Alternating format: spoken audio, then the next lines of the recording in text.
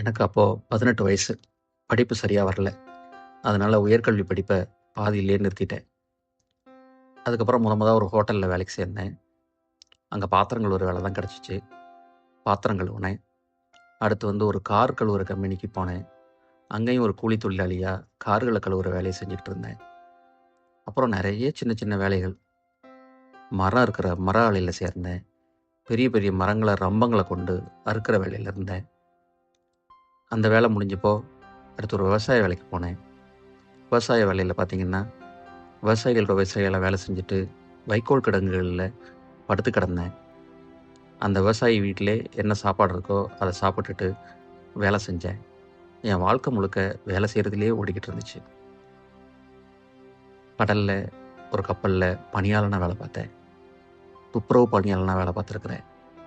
எனக்கு கிடைச்ச சம்பளங்களை வச்சு அதிகபட்சமாக மலிவான விடுதிகளில் தங்கியிருக்கிறேன். இல்லைன்னா என் கார்லேயே நான் படுத்திருந்துருக்கிறேன்.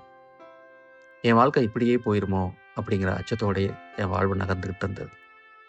படிப்பறிவு இல்லாதனா, எந்த திறமையும் இல்லாதனா, இப்படியே என் வாழ்க்கை போயிருமோன்னு நினச்சிக்கிட்டே இருந்தேன். அப்போ தான் அந்த அதிசயம் நிகழ்ந்தது. அப்போ ஒரு நாள் வீடுகளில் போய் பொருட்களை விற்பனை செய்யக்கூடிய ஒரு வேலை எனக்கு கிடச்சிச்சு. அந்த வேலையை பார்த்துக்கிட்டு இருக்கப்பயே ஒரு நாள் நைட்டு நான் படுத்து தூங்கிக்கிட்டு இருந்தேன். திடீர்னு என் மனசில் என்ன தோணுச்சோ தெரியல.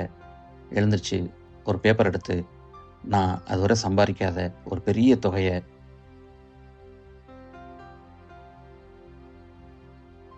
அதுவரை நான் சம்பாதிச்சிடாத ஒரு பெரிய தொகையை அதில் எழுதினேன். கிட்டத்தட்ட மாதம் ஒன்றுக்கு $1000 நான் சம்பாதிக்கணும்னு அதில் எழுதினேன். அதோடு அந்த தாளை சுருட்டி ஒரு மூலையில் வச்சுட்டு என் வேலையை பார்க்க ஆரம்பித்தேன். நான் என் வேலையை பார்க்குறப்பயே புதிய புதிய உத்திகளை நான் கண்டுபிடிச்சேன்.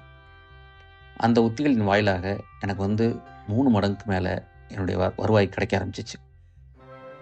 இப்படி போய்கிட்டு இருந்த டைமில் ஒரு நாள் என் கம்பெனி ஓனர் என்னோடய கம்பெனியை வேறொருத்தருக்கு விற்றுட்டார். அதை வாங்கினவர் நேரம் என்கிட்ட வந்தார். மற்ற எல்லாரையும் விட நீங்கள் தான் இங்கே அதிகமாக சேல்ஸ் பண்ணுறீங்க.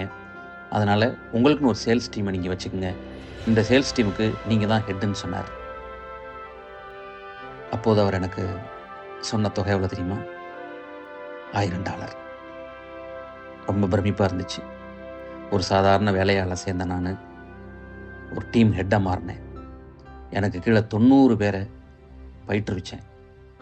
எப்படி இலக்குகள் எழுதணும், எப்படி இலக்குகளின் வாயிலாக அதை அடையணும் அப்படிங்கிறதெல்லாம் அவங்களுக்கு சொன்னேன்.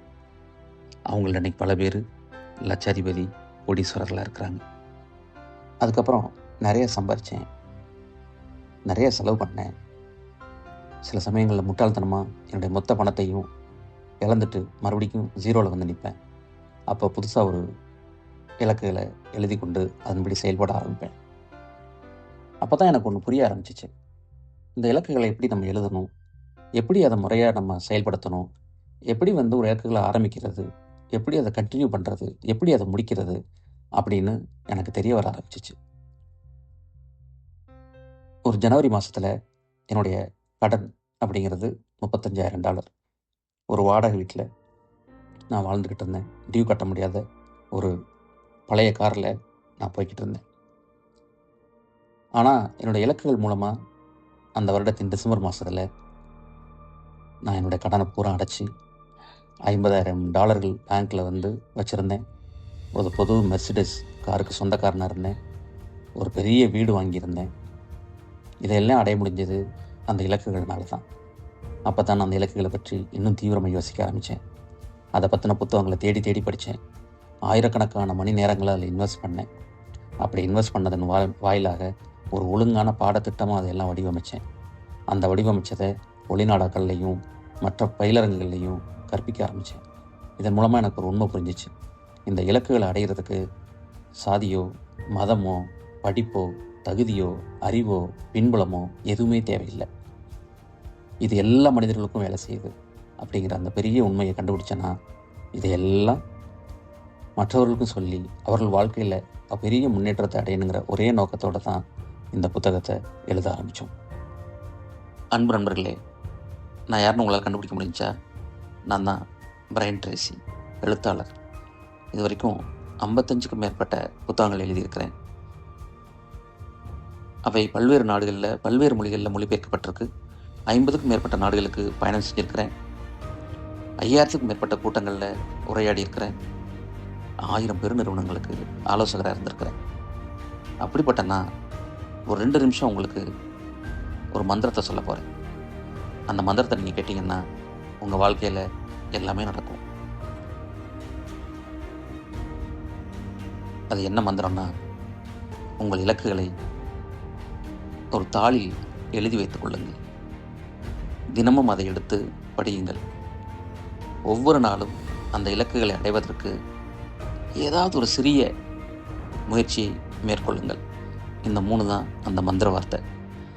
உங்கள் வாழ்க்கையில் நீங்கள் எதை அடையணுன்னாலும் சரி, நீங்கள் நிலாவுக்கு போகணுன்னாலும் சரி, இல்லை உங்கள் தொழிலை பல மடங்கு உயரத்துக்கு கொண்டு போகணுன்னாலும் சரி, இல்லை உங்கள் ஹெல்த்தை இம்ப்ரூவ் பண்ண நினைக்கிறீங்கனாலும் சரி, இல்லை உங்கள் பிள்ளைகளுக்கான வாழ்க்கையை மிகச்சிறப்பாக அமைக்க நினைக்கிறீங்கனாலும் சரி, எதுவாக இருந்தாலும் உங்களால் அடைய முடியும்.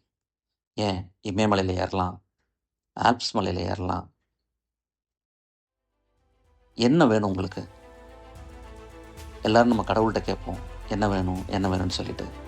ஆனால் கடவுள் அதை நம்மளுக்கு கொடுத்துருக்கிறார். செய்ய வேண்டியது மட்டும்தான் நம்ம பாக்கி.